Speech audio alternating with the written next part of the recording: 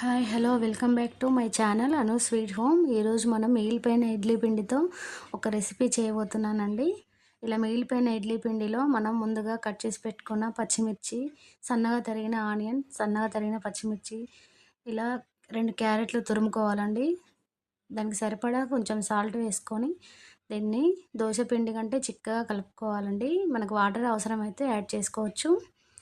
ఇలా చిక్కగా కలుపుకున్న తర్వాత మనకు ప్యాన్ వేడయ్యాక ఆయిల్ రాసేసుకొని ఈ ఇడ్లీ పిండిని మనం కొంచెం ఊతప్పం లాగా వేసుకోవాలండి. కొంచెం మందంగా వేసుకోవాలి. పలుచగా అయితే ప్యాన్కు స్టిక్ అవుతుంది. ఇలా మందంగా వేసుకొని ఆయిల్ కొంచెం ఎక్కువ పడుతుందండి. ఆయిల్ వేసేసుకొని మీడియం ఫ్లేమ్లో పెట్టుకొని ఇలా మూత పెట్టుకోవాలండి. మూత పెట్టి తీసిన తర్వాత చూడండి, ఒకవైపు ఇలా బ్రౌన్ కలర్ వచ్చేంత వరకు కాల్చుకోవాలి. తర్వాత తిప్పేసి మళ్ళీ కాల్చుకోవాలి రెండు వైపులా.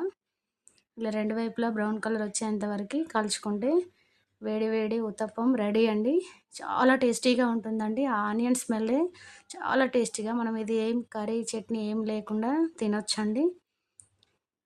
చూడండి, మనం మూత పెట్టుకున్నాం కదా, అలా ఉడికిపోతుంది. చాలా టేస్టీగా ఉంటుంది. మీరు కూడా ట్రై చేయండి. Thank you.